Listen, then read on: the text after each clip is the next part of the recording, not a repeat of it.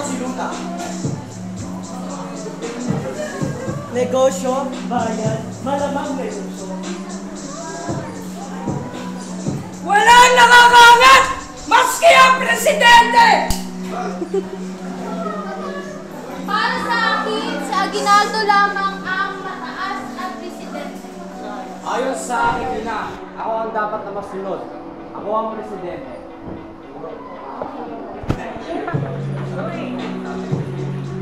Malaki ang mayayabang ni General Luna para sa bayang ito.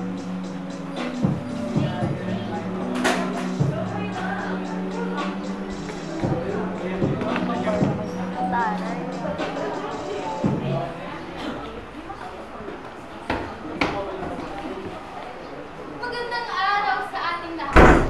Sa mga oras na ito ay ating matutunghayan ang mga kaganapan noon sa pagitan ng ating dating Pangulong General ay si Emilio Aguinaldo at ang ating dating militar na si General Luna.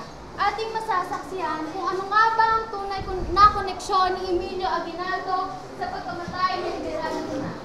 Ako si Alexa Nicole F. Labayo bilang Trinidad E. Family. John Lord Guerrero Aguilar.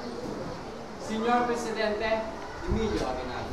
Ako si Ann Reyes, tumatayo bilang General Antonio Luna na namumuno sa Hukbong Militar ng Pilipinas. Ako si Kim Chloe Manalinis, ang kapitan na isa sa pumatay kay General Luna. Ako si Manuel Janet Apuli, tumaganap bilang Philippine Port Camino, ang negosyanteng pinalaya ng Canada. Ako si Marie Flor Pilipino, bilang Apolinario Magsimo. Ako si J.M. Ronyo bilang General Thomas Pascal at bilang sundalo pumatay din kay General. Ako si Jocelyn Lopez Mangalala, bilang isang sundalo. Sa unang eksena ay ating masasaksihan ng pagpupulong-pulong at pag-uusap-usap ni Emilio Aguinaldo, General Luna, mga negosyante, opisyales, ukol sa paghahanda sa paglaban-laban sa mga Amerikano. Senyor Presidente, sa halip na nandito tayo nakaupo, gusto nila natin ng mga Amerikano. Kulang kakaunti lamang ang bilang nila. 3,000 lamang ang mga Amerikano. Madali natin silang mapapalayas dito sa ating bayan. Pinadala ko na si Nargeles sa Buet Camino upang magkaroon ng kapayapaan dito. Mga General Luna, kailangan na natin kumilos. Hindi sapat ang pagtitigon. Pinipili ko ang kapayapaan. Bulan! Sa halip na nandito tayo nakaupo, nangangarap sana tayo ng armas sa labas. Tinuturuan na ating mga kababayan para lumaban. Huwag kayong maniwala sa mga tatabis sa salita ng mga Amerikano. Wala ang buwan! Ang bulan sa kabinete nito! Eh, paano ang aming negosyo? Kapag kami bumabagsak ang ating ekonomiya, paano na namin mapakain ang aming pamilya? Negosyo o kalayan! Tayo sa sarili! Politika! Paano nyo nasisimurang pag-usapan ng negosyo? Kayong alipin tayo sa sarili nating bahay! Bandiyadas! Sa ngayon, kakampi natin ng Amerika. Kaya huwag kayong mangamba. Gagawin lahat ng Amerika o lamang ang ibang bansa na may pagnanasa sa Pilipinas. Para kayong mga birhen na naniniwala sa pag-ibig ng isang puta!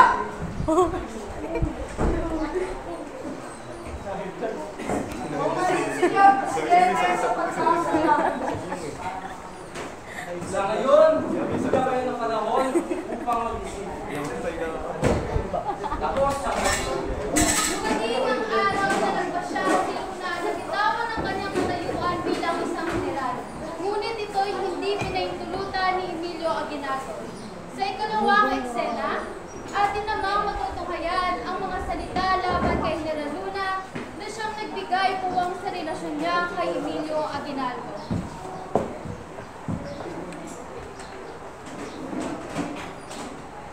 bukod sa nalalaman niyo, ano ba ang dapat natin malaman pa?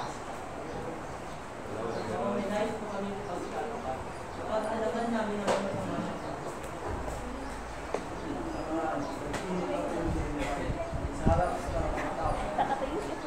Bago, sa Sabi niya, hindi siya magdadalawang isip na parilin. At sino mang magtayo sa bansa. May bali-bali. Ang tinapala ko yung pinapagpahinga sa iyo. Bilang isang diktador, kapalit ninyo.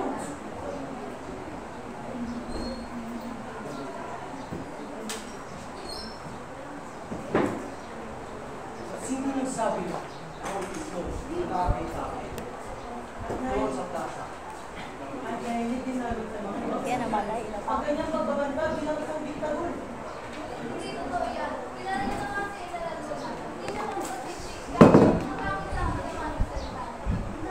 Kahit na masyadong mahangin ang aking general, siya pa rin ang pinakamahusay kong general. Eh, kawawa ang ating bayan kung siya lang ang nag-iisang puno ng ating militar. Ang magandang nagsuso, ang pamumuno yun lang. Kailangan natin siyang palitan. Para sa ikabubuti na lang. Sa ngayon, mga Ginoo, bigyan niyo ako ng panahon upang makinis. Maraming salamat sa bawat. Maraming salamat sa oras.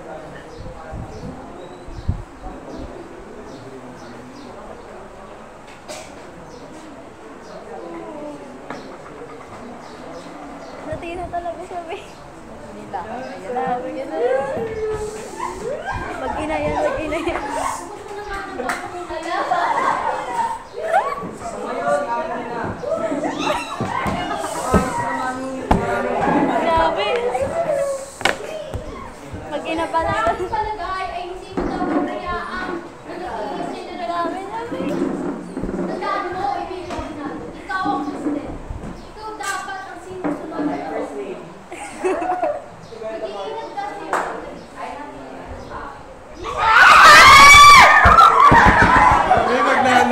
Magnanay pala yan. Magnanay yan, be. Sorry. Magnanay yan. Sorry na. Nadala. Iba kasi. Telegrama mula kay Emilio Aguinaldo upang puntahan ang general sa kabanatuan at pamunuan ang panibagong gabinete. Basta gabinet.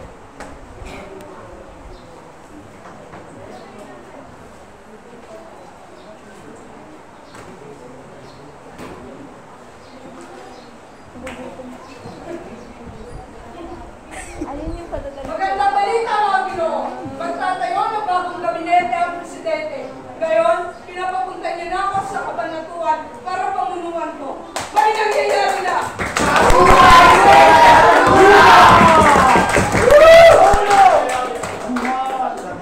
Makalipas ang isang araw,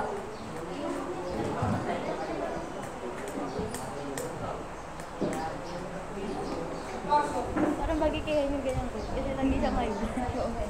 dalam sa mga general, Yung samurai. Yung Pilipino ka pero samurai ako. Galing. nang makarating si General Luna sa kabanatuan, Maiwan ka na lamang dito at magpahinga. Hintayin mo. ngunit ang lahat ng kanyang inaasahan ay nauwi sa wala. Bakit at paano? Ano nga ba ang nangyari pagkarating niya sa kabanatuan?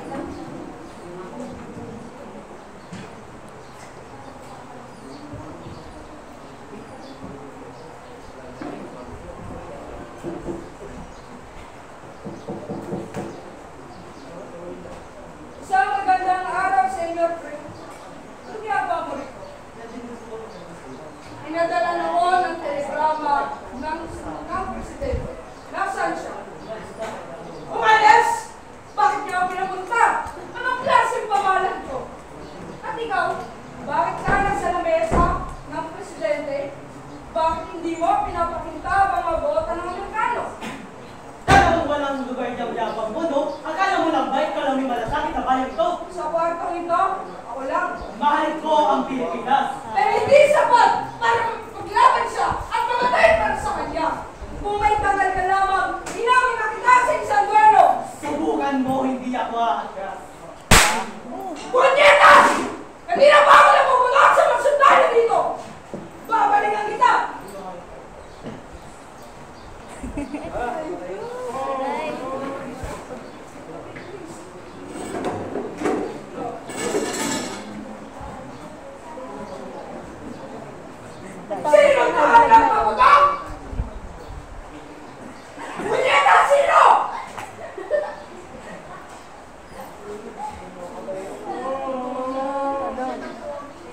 Ano? Hindi ba pinakulunan mo ito? Paano ka't malaya? Oo. Patay. Tatalita ka pa. Manay doon! Mataksin sa bahay na to! Wala yung bala.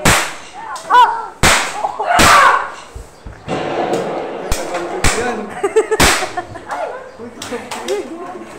Ang galing.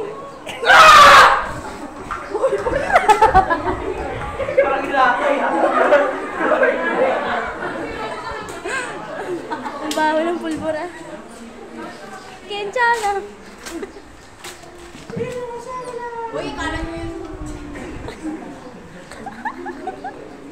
Patay na. Nagpadala sa akin ng telegrama si Luna. Ngunit wala naman ako sa akin. Nalulungkot ako sa pagkamatay ng aking pinakamuling na kapatid. Ano nga ba ang nangyari sa akin? Kung sino ang nakakaalam?